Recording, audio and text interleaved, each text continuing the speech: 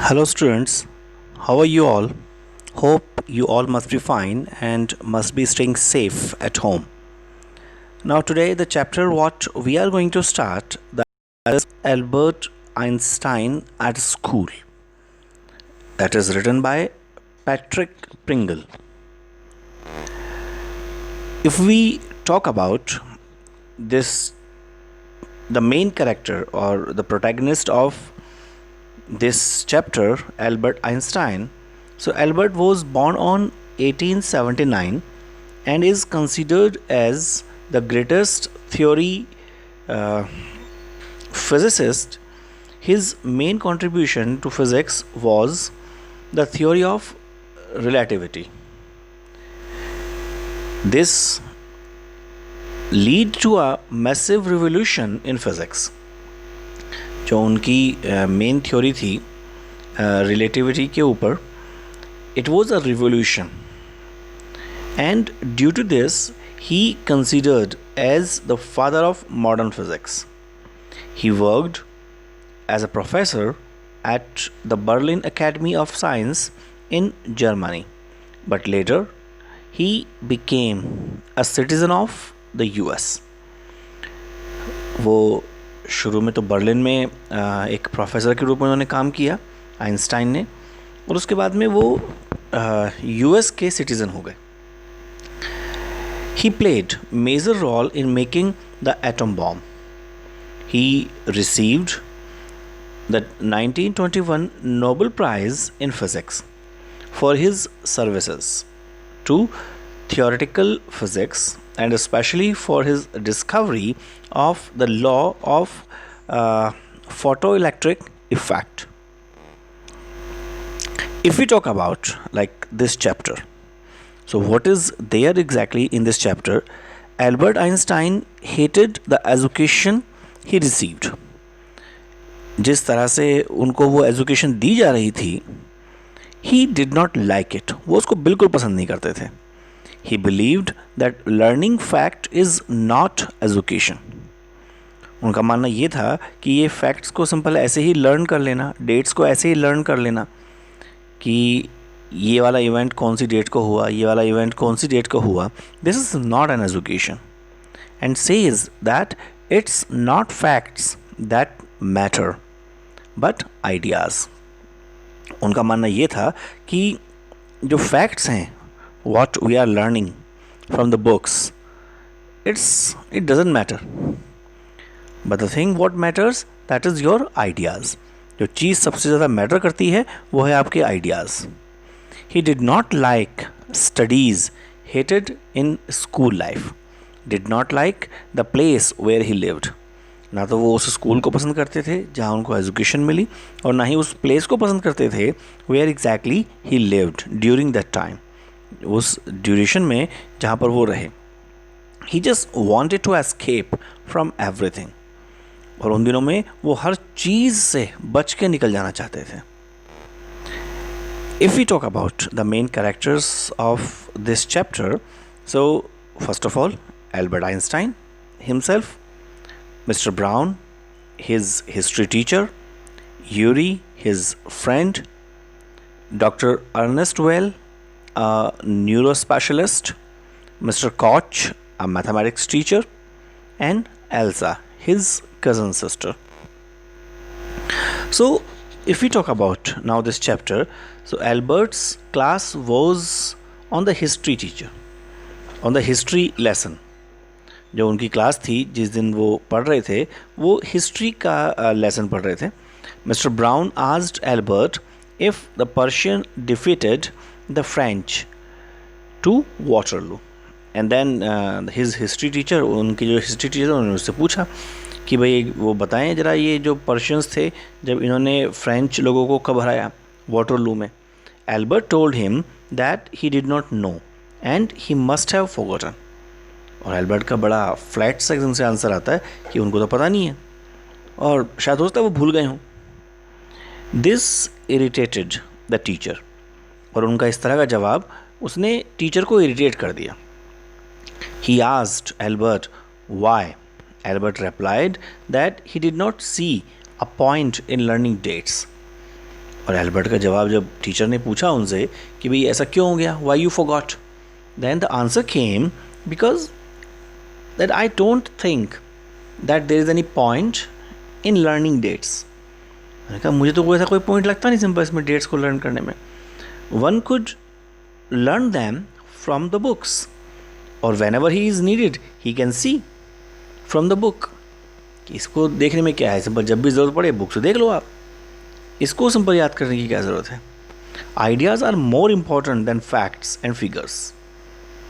उनका मानना ये था कि जो आइडियाज़ हैं वो ज़्यादा इम्पॉर्टेंट हैं फैक्ट्स एंड फिगर्स से।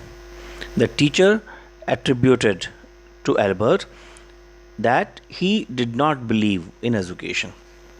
And then teacher said कि इसका मतलब आपका एजुकेशन में विश्वास ही नहीं है। He talked in a sarcastic manner. और वो एक टोंट कसने वाली जो टोन होती है, then he started talking in that sarcastic manner. Albert told him that education should be about ideas and not about facts.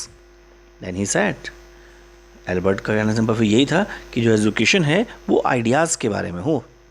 What the ideas you have, what new you want to give to this world, not about the facts जो आपने अब से पहले हो गया आप उसके बारे में पढ़ें। The teacher said that Albert was a disgrace to be there. Albert felt miserable when he left the school that afternoon and when like he was badly scolded by the teacher, so he felt very bad जब उन्होंने school छोड़ा। he did not like this school, he would have to come to it again। हालांकि उनको वो school बिल्कुल पसंद नहीं था, आना पड़ता था, and he knew that कि दोबारा फिर यहीं आना है। he lived in a small room, it was one of the poorest quarter of Munich।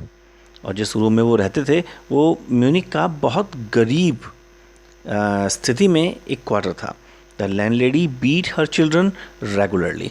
और जो ऑनर थी उस घर की, she use to beat her kids regularly and her husband came every Saturday and drunk in evening and he then beat her.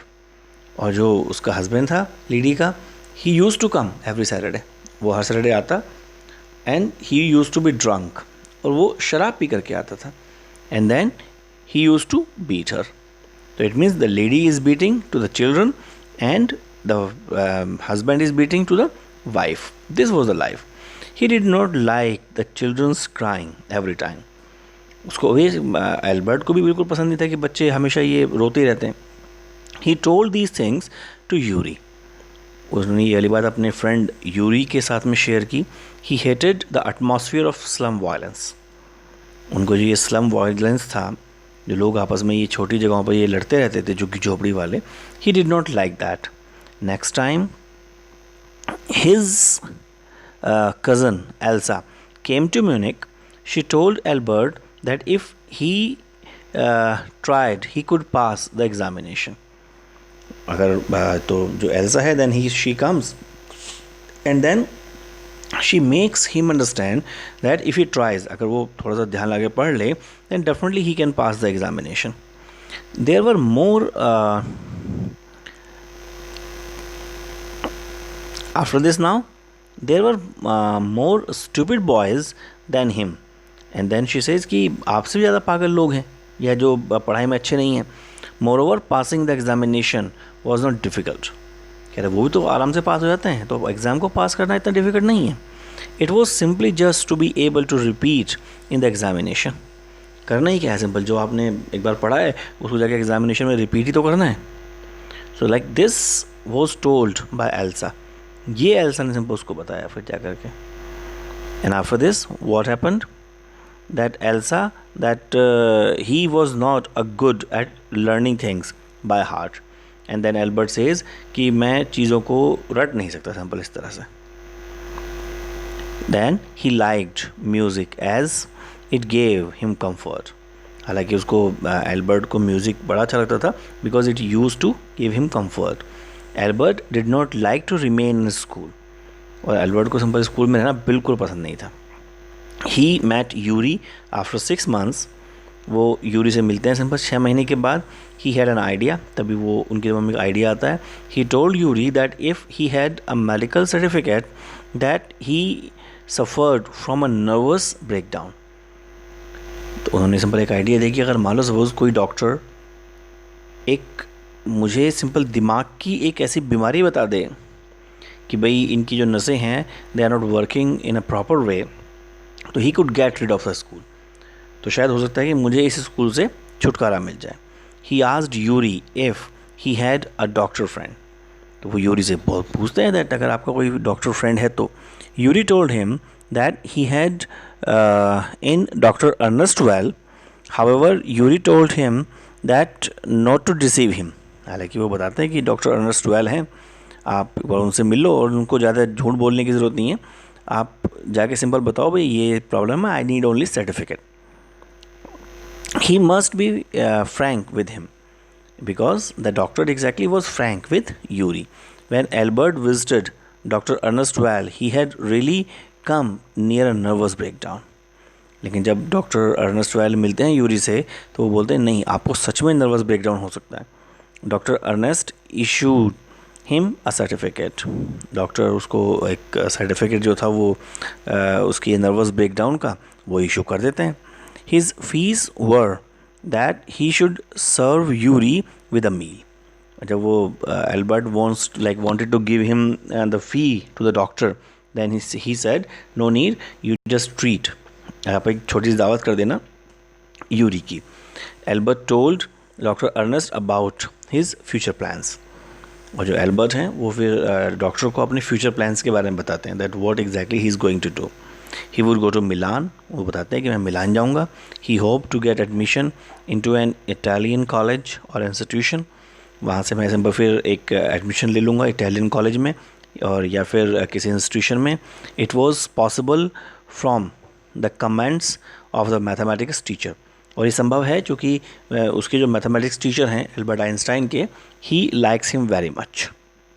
तो उनकी help से वो काम हो जाएगा. मिस्टर कोच नाम है उनका. Yuri told him to get a reference in writing from the mathematics teacher before going to the head teacher. वो कहते हैं ठीक है, जो मिस्टर कोच हैं उस स्कूल के टीचर कि वो एक रेफरेंस दे देंगे, तो हेड मास्टर के पास जाने से पहले मिस्टर कोच से वो ज़रूर ले एक reference. Mister Koch the mathematics teacher encouraged him. और मिस्टर कोच जो मैथमेटिक्स के टीचर हैं वो उसको एनकरेज करते हैं and then he gives a reference letters to him. And after that Albert goes to the principal's office. वहाँ पर जाकर के वो प्रिंसिपल भी उसको स्कूल छोड़ने के लिए बोलता है that okay you should now go because of you the students are not being able to study in class. Then he thinks कि without any reason simple I took this certificate, nervous breakdown certificate from doctor. ये तो मुझे पहले से ही निकालने वाले थे सिंपल स्कूल से. And then after that Albert leaves the place and goes for the further studies to like Italian institution. So this is the complete summary about this chapter. Students, you just go through the chapter and then definitely you would understand this chapter in a far better way. Thank you. Have a nice time. Enjoy.